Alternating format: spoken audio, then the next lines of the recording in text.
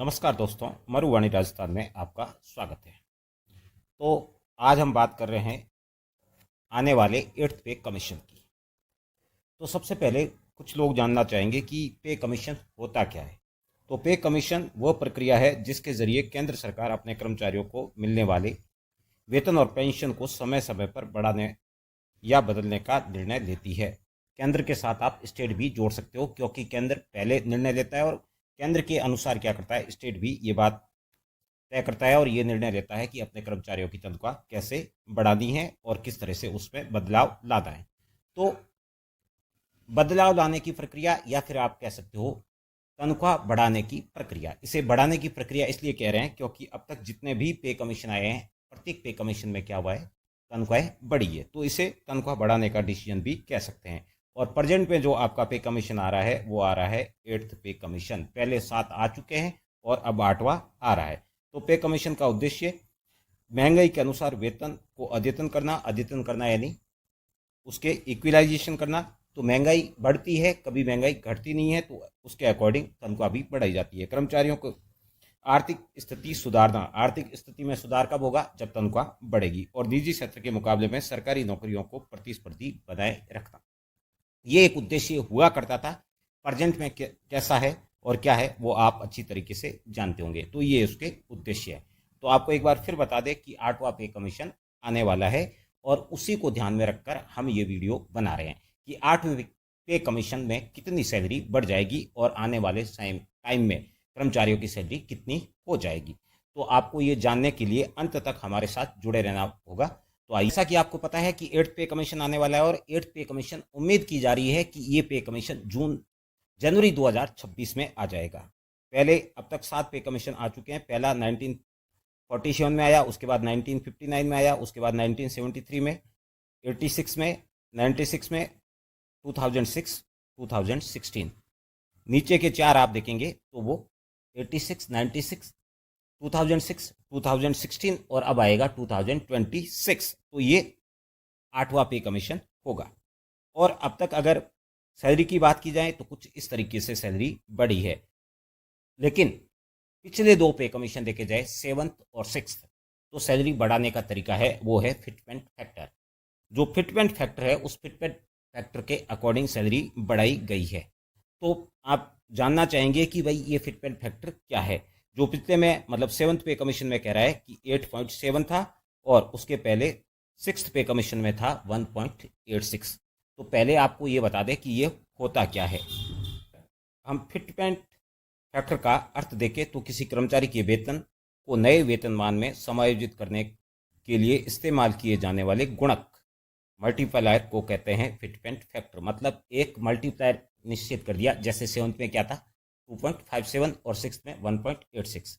ये क्या था, एक मल्टीप्लायर फैक्टर जो था, उस फैक्टर को ही क्या बोला जाता है, फिटमेंट फैक्टर। मतलब एक ये सरकार द्वारा बनाए गए आयोग द्वारा निश्चित किया जाता है, क्योंकि पे कमीशन बढ़ाने का काम किसका है, आयोग का। सरकार एक आयोग बना देती है, उसका एक अध्यक्ष होता है और 2 सदस्य होते हैं। वो मिलकर डिसीजन लेते हैं कि सैलरी को किस हिसाब से बढ़ाना है और उन्होंने जो बढ़ा दिया उसके अकॉर्डिंग सरकार डिसीजन लेती है। तो वो आयोग जो है वो आपको क्या देगा, एक गुणक, कि इस गुणे के हिसाब से सैलरी को बढ़ा दिया जाए तो उस हिसाब से बना दे। जैसे अगर किसी कर्मचारी का मूल वेतन 10,000 रुपये है और फिटमेंट फैक्टर 2.57 है जो पिछले में था, तो फिर क्या करेंगे आप, मूल जो वेतन है उस वेतन को इस फैक्टर से गुणा कर देंगे, इस मल्टीप्लायर कर देंगे। तो इसको 10,000 से 2.57 से गुणा किया तो कितना आया, 25,700। तो ये क्या हो गया, नया वेतन बन गया इस फैक्टर पे। अगर ये 2 होता तो 10,000 का 2 गुना यानी 20,000 हो जाता। तो फिटमेंट फैक्टर क्या हो गया, एक मल्टीप्लायर हो गया, जो मल्टीप्लायर आयोग द्वारा निश्चित किया जाता है और उसी मल्टीप्लायर के अकॉर्डिंग सैलरी में बदलाव होता है। अगर वो इंक्रीज वाला है तो इंक्रीज होता है। और ये बात आपको पहले ही बता दी कि इंडिया में अब तक जितने भी वेतन आयोग आए हैं सब में सैलरी इंक्रीज हुई है, इसमें भी इंक्रीज ही होगी। तो ये मल्टीप्लायर जो आएगा वो बताएगा कि कितने गुना बढ़ने वाली है। और ये हमने डिस्कस कर ही लिया, एक बार आपको वापस बता दे ताकि क्लियर हो जाए। 6th पे कमीशन में जो आया था उस 6th पे कमीशन में कितना था, 1.86। और 7th पे कमीशन में क्या था, 2.57। लेकिन ये फैक्टर जो है वो पिछले 2 में यूज लिया है, इससे पहले हर बार की प्रक्रिया अलग है। लेकिन आगे आप देखें तो 6th पे कमीशन जो था वो मूल वेतन के अलावा उसमें डियरनेंस अनाउंसेस को भी साथ में काउंट कर लिया था और काउंट करके काउंट किया था। मूल वेतन और उसमें आपने ऐड क्या कर दिया, डियरनेंस अलाउंसेस, मतलब डीए जो है उसको वो बताते हैं कि उस टाइम जो डीए था वो 24% उसको ले लिया और 40% एक्स्ट्रा दे दिया। लेकिन ये कैलकुलेशन बैठती नहीं है, वो आगे आपको बता देता हूँ कि ये क्यों नहीं बैठती है। लेकिन 7th पे कमीशन में जो मूल वेतन था उसके ऊपर ही फिटमेंट फैक्टर लगाया, जिसके कारण वो एकदम से आपको कैलकुलेशन हो जाता है और पता चल जाता है कि हाँ बराबर बढ़ा है। इसकी बात मैं इसलिए कर रहा हूँ क्योंकि पहले जो 6th पे कमीशन लागू होने से पहले सैलरी थी 2550 रुपये और कह रहे हैं कि 1.86 लगा, तो 1.86 लगा तो ये आता नहीं है। तो कहीं कहीं लिखा हुआ है कि ये जो है 20% डियरनेंस अनाउंसेस और उसके बाद फिटमेंट बेनिफिट को देने के बाद इसको एडजस्ट करके 1.86 लागू कर दिया था, यानी 2550 रुपये मूल वेतन, उसका 20% और जोड़ दिया और उसमें एडजस्ट कर दिया फिटमेंट फैक्टर का 40% और उससे जो है राउंड अप करके क्या निकाला, जो है वो निकाला आपका 1.86। ये जो नीचे लिखा है कि मूल वेतन 100%, 24% डीए और 40% फिटमेंट बेनिफिट, लेकिन ये कहीं बैठता ही नहीं है और इसकी कोई कैलकुलेशन है नहीं। किसी डिपार्टमेंट ने बिल्कुल एज इट इज लागू कर दिया, किसी ने नहीं किया, तो जिसके कारण 6th पे कमीशन की प्रॉब्लम आज भी चल रही है। और इन्होंने जो लागू किया था उसको अगर आगे मतलब 7th पे कमीशन में देखें तो 7th पे कमीशन में आपका मूल वेतन था 7500 और उसको अगर आप 2.57 से मल्टीप्लाई करेंगे तो आपका बिल्कुल 18,000 नहीं आ रहा है, 17,960 आ रहा है, जो आप करके देख सकते हैं और बिल्कुल वही लागू किया। तो प्रजेंट गवर्नमेंट से भी उम्मीद है कि प्रजेंट गवर्नमेंट वही है जिसने 7th पे कमीशन लागू किया था, तो उम्मीद है कि जो अभी फिटमेंट फैक्टर देंगे उसी फैक्टर से सैलरी बढ़ने वाली है। और ये मैं गवर्नमेंट की बात इसलिए कर रहा हूँ कि अगर हम देखें कि कौन से पे कमीशन में कितने परसेंटेज सैलरी बढ़ी है, तो अगर दूसरा पे कमीशन देखें तो 14%, 14.2, और 6th पे कमीशन देखें तो 54%। लेकिन वहाँ हमने क्या पढ़ा कि अगर हम देखें कि कौन से पे कमीशन में कितने परसेंटेज सैलरी बढ़ी है, तो अगर दूसरा पे कमीशन देखें तो 14%, 14.2, और 6th पे कमीशन देखें तो 54%। लेकिन वहाँ हमने क्या पढ़ा कि 6th पे कमीशन का फिटमेंट फैक्टर है वो 1.86 और 7th का क्या है 2.57। यहाँ पे ध्यान दीजिए, यहाँ पे कितना था 1.86 और यहाँ पे क्या है 2.57, लेकिन इसके बावजूद सैलरी कितनी बढ़ी आपकी 14%। तो उसका कारण यह था कि इन्होंने सिर्फ मूल वेतन पे लागू किया, जो आपका बेसिक है उस बेसिक पे लागू किया, और इन्होंने क्या किया बेसिक में डीए और फिटमेंट बेनिफिट को भी ऐड कर दिया। जो हमने पीछे बता दिया था कि बेसिक जो पेमेंट था उसमें 24% डीए किया और उसके बाद 40% फिटमेंट फैक्टर किया और उसके बाद कैलकुलेशन किया, लेकिन वो कैलकुलेशन फिर भी नहीं बैठ रही है। तो वो कैलकुलेशन नहीं होगी, इन्होंने बिल्कुल उसी पे किया बेसिक पे, लेकिन सैलरी इंक्रीज कितनी हुई है ओनली 14%, जबकि वहाँ कितनी हो गई थी 54%। तो अगर इस हिसाब से देखा जाए तो 6th पे कमीशन में सबसे अधिक सैलरी बढ़ी थी, जितनी सैलरी एम्प्लॉय की थी उससे 1.5 गुना से ज़्यादा हो गई, लेकिन 7th पे कमीशन में सिर्फ 14% बढ़ी है। तो अब ऐसे में लोग अब उम्मीद कर रहे हैं कि प्रजेंट पे सैलरी कितनी बढ़ाई जाए। और इसके साथ आपके दिमाग में ये भी सवाल आता होगा कि 7th पे कमीशन में फिटमेंट फैक्टर 2.57 था, यानी 2.5 गुना सैलरी बढ़ा दी, लेकिन इसके बावजूद क्या हुआ आपकी एक्चुअल सैलरी है वो 14% कैसे बढ़ी। तो आपको बता दें कि उन्होंने सिर्फ मूल पेमेंट लिया था, डियरनेंस अनाउंसेस को छोड़ दिया था, लेकिन 6th पे कमीशन ने क्या किया डियरनेंस अनाउंसेस और बाकी जो सैलरी थी उस सैलरी को लिया, यानी जिस दिन लागू हुआ था कौन सी डेट आपकी डेट जनवरी 2006, उस दिन जो एम्प्लॉय की सैलरी थी उस सैलरी को 1.86 से मल्टीप्लाई कर दिया। लेकिन इन्होंने ऐसा नहीं किया, इन्होंने 7th पे कमीशन में ऐसा नहीं हुआ। 7th पे कमीशन में क्या हुआ, 7th पे कमीशन में एम्प्लॉय का जो मूल वेतन था 7,500, उसको क्या किया 2.57 से मल्टीप्लाई किया, डियरनेंस अनाउंसेस को छोड़ दिया। तो प्रजेंट में भी जो पे कमीशन आएगा उसमें एक बात स्पष्ट है कि आपका जो डियरनेंस अनाउंसेस है उसको तो हटा दिया जाएगा और आपका जो बेसिक पेमेंट है 18,000 उसी पे सैलरी बढ़ने वाली है। प्रजेंट गवर्नमेंट सिर्फ बेसिक पे ही लेके आने वाली है, और 6th पे कमीशन में बेसिक प्लस डियरनेंस अनाउंसेस वगैरह सब कुछ था, जो grade pay plus etcetera etcetera, लेकिन इन्होंने क्या कर दिया मैट्रिक्स कर दिया, तो अब मैट्रिक्स पे ही चलने वाला है।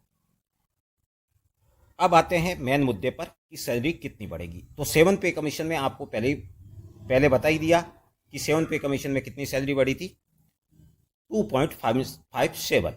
और 8th पे कमीशन में जो discussion on the 8th pay commission on going demand for the fitment factor is 3.86 for the और more have been raised by employ union. जो कर्मचारी संगठन है वो कह रहे हैं कि सैलरी जो है वो 3.68% बढ़ा दी जाए, 3.86 बढ़ा दी जाए। तो कुछ यूनियन जो है 3.86 की मांग कर रहे हैं, तो वहीं कुछ यूनियन जो है 2.86 की मांग कर रहे हैं। सरकारी कर्मचारियों और पेंशनरों की मौजूदा सैलरी और पेंशन अच्छी खासी बढ़त हो, जिसको ध्यान में रखकर ये मांग की जा रही है।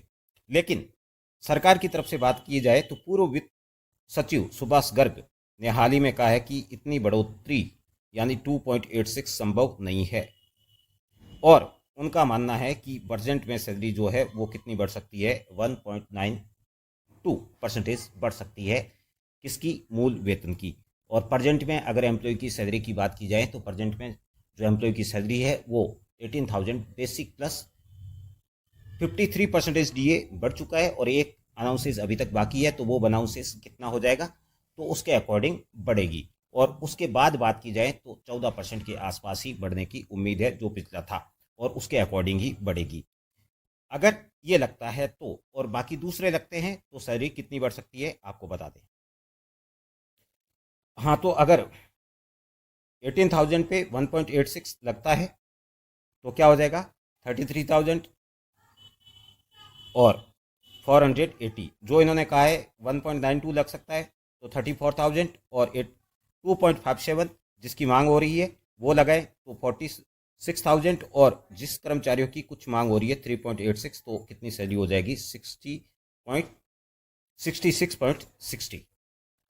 अब जो है प्रेजेंट कितना हो गया, तो 18,000 सैलरी है जो मैंने पहले ही कहा था, और उसके ऊपर जो डीए है उस डीए को जोड़ दो, तो डीए मतलब 15% के आसपास है। तो 18,000 का जो आपका 50% हो गया वो कितना हो गया, 9,000, और 9,000 का 5% और मान लो तो 9,000 का 5% 900 रुपये, मतलब राउंड अप करके हम कह देते हैं 9,900। हालांकि एग्जैक्टली इतना नहीं है, थोड़ा ऊपर नीचे भी है, तो आपकी कितनी हो रही है 27,900। तो प्रजेंट जो बता रहे हैं 27,900, और प्रजेंट जो बता रहे हैं उसके हिसाब से कितनी हो जाएगी 34,000। तो ये 14% के आसपास ही आएगी, और उम्मीद की जा रही है कि प्रजेंट में इतनी ही आएगी, इससे ज़्यादा बढ़ाई नहीं जा सकती है। उसका कारण ये भी है कि प्रजेंट में हमारी जो इकोनॉमी है वो स्टेबल कंडीशन में आ गई है, हमारी जो ग्रोथ रेट है वो 6% के आसपास रह रही है। लेकिन 6 पे कमीशन जब लागू किया था तो उससे पहले की आप देखें 2002-3 के आसपास की, 2002 में इंडिया की ग्रोथ रेट 14% के आसपास चल रही थी। उस टाइम सरकार क्या कर रही थी, पैसे बांट रही थी। लेकिन प्रेजेंट में ये कंडीशन नहीं है। अगर कर्मचारी चाहते हैं कि उनकी सैलरी 6 गुना बढ़ जाए, 5 गुना बढ़ जाए, 4 गुना बढ़ जाए, तो भाई हमारा भी एक सवाल रहेगा कि नरेगा की मजदूरी पता नहीं कितने सालों से 100 रुपये के आसपास बढ़ रही है, तो पहले उनकी भी तो बढ़ाओ। आप तो 1% भी नहीं है कुल आबादी का, और नरेगा में कितने लोग हैं, तो उनके लिए भी तो कुछ बात करो। सिर्फ आपका ही चाहोगे या फिर किसी समाज का और भी चाहोगे? आप पब्लिक के कर्मचारी है तो पब्लिक के जो मांग है, उनकी डिमांड है, उसकी भी तो मांग करो ना। सिर्फ खुद के लिए ही चाहते हो, ये तो ठीक नहीं है, और ये किसी और को भी ठीक नहीं लग सकता है। तो आपको पता चल ही गया होगा कि प्रेजेंट में सैलरी जो है वो 14% के आसपास बढ़ सकती है, इससे ज़्यादा बढ़ने की गुंजाइश नहीं है। उसका मेन कारण ये है कि अभी हमारी इकोनॉमी स्टेबल है और हमारी जीडीपी भी 6% के आसपास है।